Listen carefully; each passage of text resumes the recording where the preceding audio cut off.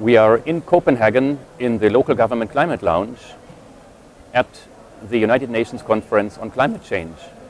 And it's time for real questions. I have with me David Cadman, President of ICLEI, Local Governments for Sustainability. David, you are a specialist in education, communication and public consultation. So what do you believe will be the end point in Copenhagen here, and what will Copenhagen be giving birth to? I was pessimistic up until a few weeks ago. Now I'm optimistic. When I hear that 110 heads of state are coming in the last week, they're not coming for failure, they're coming for success.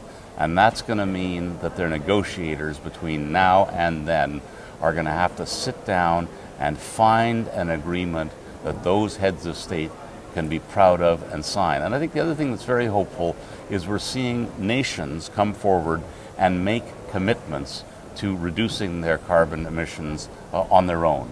And I think that kind of momentum is going to take this into a place where we may not get the full agreement here, but I think we'll get the basis of an agreement that then can be totally finalized in a treaty in Mexico City. Now, talking about global environmental governance, who do you think should take care of our global common good, the climate? Is there an institution that should be managing climate stability? And does it exist, or what kind of global institution would need to be created to take care of it? I think we're looking at a brand new institution that has to be created, because it has to involve, yes, national governments that sign treaties. It has to involve subnational governments in the states or provinces. It has to involve cities where half the population of the world lives today and where 2/3 of the population is going to live by 2030. But it also has to involve the public. We are not going to be able to solve the problems of climate change if there is not deep commitment in the general public. And the good news is that among young people, they get it. Those of a certain generation have lived in a certain way, and they're going to be hard to change. But young people are keen and prepared to make those changes. And we have to find a place where all of those organizations work together, because the national governments can't do it without cities, cities can't do it without their citizens. Some people say if cities did what they are set out to do, this would relieve the national governments from doing anything. If they empowered cities to actually do what cities can do, they would meet all the commitments they would have to do. What are you thinking about such a scenario of cities saving the global climate? I think there's always a danger of national governments offloading responsibility on cities and not giving them the resources that are required to do it. The study that was done in London indicated that if London used all of its competencies, it could reduce greenhouse gases by 30%.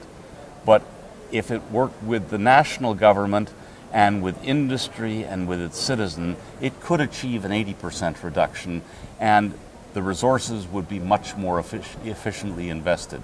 So that's the key here, is if we don't all put our oar in the water at the same time and pull together, only having that city doing all of the stroking from one side, it doesn't work as well. We need to get this together. And I think more and more we're beginning to recognize that we live in a globalized world where the cities are where the people live. And we have to begin to transform the built environment in cities and make where the places we live and work much more efficient. But we also have to transform the transportation world and get away from the single occupant automobile, get away really from the automobile altogether and move towards walking, cycling, rapid transit that is energy efficient and that's run by renewable energy. When you look back at all the work you have done in various institutions to help our nations and our people to save the climate, saving the planet, save the planet, what moment has been the most depressing one? And at which moment did you feel, well, I was successful? I think the moment that really was most depressing was seeing Katrina, seeing a hurricane come ashore that we knew was going to come ashore out of the Gulf of Mexico that was 1 degree centigrade warmer than normal, and knowing that it was going to hit, and knowing that it was going to destroy a city, and that knowing full well that that city would never ever be the same again. And I could say the same thing for seeing the kind of surges that have occurred in Bangladesh, where large surges of water have wiped out entire communities. And so seeing those and understanding that somehow, because it wasn't here, it was there, that people didn't take it to heart. And I think now all of a sudden people are beginning to take climate change to heart. So I think there's a turnaround that's occurring, and I think that is largely driven by young people, but it's also driven by politicians who get it. They understand that if they don't mitigate, if they don't reduce CO2 emissions today, the costs of dealing with the damage that will be done, and we're being told that very clearly by the reinsurance companies, the costs will be enormous. And so it's a question of you're going to pay a little bit today or a whole lot more tomorrow, and I think more and more people are understanding that it's better to do a longer, slower race with constant investment than have to put huge amounts of money in to try and turn it around in a very short period of time, or to try and adapt. Because I don't think, yes, adaptation is going to have to be part of this. We know that. If we're at 2 degrees Celsius, we're going to have to do some adaptation. But the question is, we can only do so much adaptation. And we need to make sure that what we can do is done, but that it's not such an insurmountable barrier that we can't. And there are cities now, the city of La Paz in Bolivia, which is actually looking at its water supply from a glacier that's melting and saying we may have to move this entire city because we won't have a water supply. That's pretty drastic. And those are the kinds of consequences that cities are going to be faced with. So better solve the problem now by reducing CO2 emissions before the feedback loops kick in and we have methane release in the Arctic. Better to do the adaptation on a smaller scale now rather than wait until we have to do a huge adaptation. So, and what has been the moment where you felt you are really successful and you are proud of? I think the way in which ICLEI's grown over the last little while really to me is a source of pride. And I'll point particularly to the United States. When I became chair of ICLEI USA, there were 56 members.